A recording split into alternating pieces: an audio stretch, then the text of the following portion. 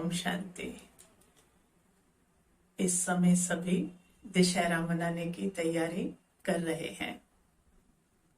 तो ये त्योहार सिर्फ मनाने के लिए नहीं, हमें जगाने के लिए आते हैं, ताकि हम अपने जीवन को नई दिशा, नया मार्ग दिखा सके, श्रेष्ठ मार्ग दिखा सके और अपने जीवन को परिवर्तन कर सके।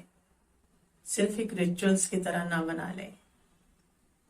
तो दशहरा या विजयादशमी, आज हम इनके पीछे के छिपे हुए आध्यात्मिक भाव को समझेंगे और इसके साथ जुड़ी हुई एक एक कथा को, उसके पीछे क्या राज है, वो समझने का प्रयास करेंगे।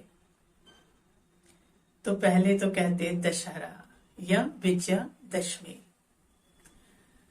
तो दशहरा माना 10 को हरना या 10 पर विजय। रावण हत्या या रावण वध इसको नहीं कहते हैं। तो 10 किसको, 10 किन चीजों को हरना है? तो उसमें है 10 विकार, जैसे काम, क्रोध, लोभ, मोह, अहंकार, भय, ईर्ष्या, द्वेष।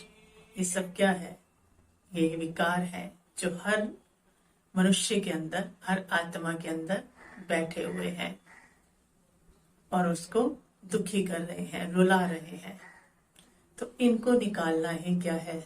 सही माने में दशहरा मनाना है, जिसके लिए अभी हमने क्या किया? देवियों का आह्वान किया। तो देवियों का आह्वान माना दिव्यता का आह्वान किया, क्योंकि उसका आह्वान किए बिना इन 10 को जीता नहीं जा सकता। कहते हैं ना, बुराई पर अच्छाई की जीत। तो पहले तो दिव्यता लानी पड़ेगी ना, तभी तो इनको क्या कर सकेंगे? हर सकेंगे। उसके लिए हमने सात्विक जीवन जिया, सात्विक भोजन खाया, जागरण किया, मर्यादाओं, नियम मर्यादाओं में चले। तो जब हम सदा के लिए अपना जीवन मर्यादित कर लेंगे, तो ये रावण सदा सदा के लिए हमारे जीवन से समाप्त हो जाएगा, खत्म हो जाएगा। रावण में क्या दिखाते इस कथा में, दशहरा में, कि सीता कहाँ है? बैठी है पंचवटी में बैठी है। तो पंचवटी माना 5 तत्वों का शरीर, आत्मा सीता इस पंचवटी में बैठी है। और पंचवटी में बैठे हुए क्या किया उसने? अपने राम से दूर हो गई। जिस राम के लिए सब कुछ छोड़कर आई थी, एक सोने के हिरण पर आकर्षित हो गई, जो हकीकत में था भी नहीं, और राम से दूर हो गई। फिर अपने लक्ष्य को भी भूल गई और लक्ष्मण रेखा क्रॉस कर दी। तो रावण आया साधु रूप में और विवेक उसका खत्म हो गया। उस रावण को जो साधु रूप में आया था पहचान नहीं पाई और उसके चंगुल में फंस गई। और यही किसकी निशानी है? कि आज सब कुछ सुख सुविधाएं होते हुए भी आत्मा रूपी सीता जो है वो अंदर से अशांत है और अपने परमात्मा राम को पुकार रही है कि उसे आकर बचाए। फिर दिखाते हैं कि रावण क्या था? बहुत बहुत बुद्धिमान, विद्वान था, ऋषि पुत्र था, शिव का बहुत अच्छा भक्त था, है ना। कितनी उसको सिद्धियां प्राप्त थी, सब कुछ था उसके पास। सोने की लंका भी थी, चारों वेदों, 6 उपनिषद का क्या था? ज्ञाता भी था। लेकिन फिर भी उसके सिर पर कई बार क्या दिखाते? गधे का सिर दिखाते हैं। तो ये आज के मानव की तो निशानी है कि सब कुछ है आज उसके पास, लेकिन बुद्धि से, परमात्मा से विपरीत है। साइंस वाले आज भगवान को नहीं मानते, तो भगवान से क्या है? विपरीत है। तो जो भगवान से विपरीत है उसका विनाश तो निश्चित है। फिर दिखाते कि रावण को सिद्धियां प्राप्त थी बहुत। इंद्रदेव, अग्निदेव, वायुदेव उसके सेवक थे और मृत्यु को भी उसने अपने पाये से बांध रखा था। तो आज क्या है? जरा सा नलका खोलो तो क्या होते हैं? इंद्रदेव प्रकट हो जाते हैं, पानी आ जाता है। गैस खोलो तो अग्निदेव प्रकट हो जाते हैं। बटन दबाओ तो एसी चालू हो जाता है, वायुदेव प्रकट हो जाते हैं। और मौत भी पाए से बंधी है। आज वेंटिलेटर पे मृत्यु को कितना भी डिले करते रहते हैं, तो ये सब क्या हो गई, वर्तमान समय की सिद्धियां हैं। फिर क्या कहते हैं कि राम जब भी रावण को तीर मारता था तो उसका एक सिर गिरता था और दूसरा सिर प्रकट हो जाता था, वो मरता ही नहीं था। तो फिर क्या कहा कि उसके नाभि में तीर मारो।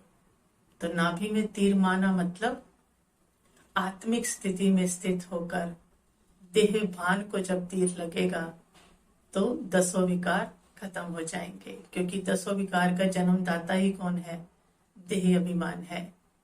तो देह अभिमान खत्म होते ही वो सारे विकार खत्म हो जाएंगे। फिर कहते हैं रावण का राज्य कहाँ था, लंका पर था, आयरलैंड था, एक टापू था। तो आज पूरी दुनिया पर ही किसका राज्य है, रावण राज्य है, क्योंकि एक हिस्सा धरती और बाकी 3 हिस्सा क्या है, पानी है। तो सारी दुनिया ही क्या बन चुकी है इस समय, लंका बन चुकी है। और हर एक आत्मा में इस समय रावण का निवास है। तभी तो दिखाते हैं कि रावण राम का दुश्मन था, हमारा कैसे हो गया, है ना। और एक बार मारने से तो मर जाना चाहिए था, लेकिन वो तो मरता ही नहीं है, और ही क्या होता जा रहा है, बड़े से बड़ा होता जा रहा है। कंपटीशन हो रहे हैं बड़ा बड़ा बनाने के। तो आज अंदर के विकार भी क्या होते जा रहे हैं, बड़े से बड़े होते जा रहे हैं, और विकारों का ही आपस में क्या कर रहे हैं, सब कंपटीशन कर रहे हैं। तो ऐसे समय में अगर हमें इस सच में इस रावण को मारना है तो उस परमात्मा पिता से कनेक्शन जोड़ना पड़ेगा। किसको, आत्मा सीता को परमात्मा राम से। तो जब उससे योग लगाएगी तो उन योग अग्नि के बाणों से इस रावण का क्या होगा, खात्मा होगा। तब ये रावण मरेगा। और सच में हम अपने संस्कारों को क्या कर सकेंगे, जो इतने गिर गए। रावण भी तो क्या था, ब्राह्मण था ना, लेकिन कर्मों में क्या आ गया, उसके गड़बड़ हो गई। तो यहाँ भी क्या है, कितने भी ऊंचे हैं लेकिन कर्म क्या है, नीच होते जा रहे हैं ना, छोटे होते जा रहे हैं। तो जब उस रावण के साथ, रावण को हटाने के लिए जब हम उस राम पिता के साथ, परमात्मा के साथ कनेक्शन जोड़ेंगे तो इन योग अग्नि के बाणों से रावण मरेगा। और हम पुराने संस्कारों को खत्म कर नए संस्कारों के, दैवी संस्कारों के वस्त्र नए धारण कर सकेंगे और सही मायने में यथार्थ दशहरा मना सकेंगे इस रावण को खत्म करने के बाद।